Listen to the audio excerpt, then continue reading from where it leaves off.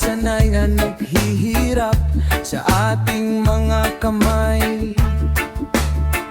Mahalin natin ang kalikasan, tahanan natin, ating alagaan.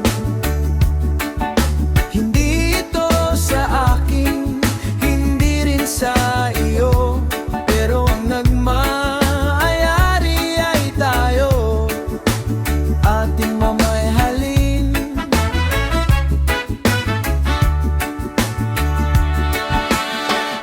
Mga puno'y nagbibigay ng hangin,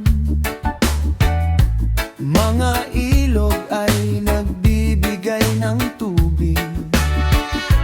Pero ano ang ginagawa natin? Nagpuputol ng puno, nagpupulot ng tubig.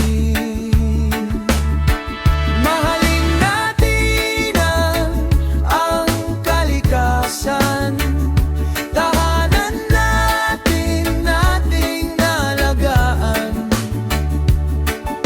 Hindi ito sa akin, hindi rin sa iyo, pero ang nagmamayari ay tayo, ating mapubing.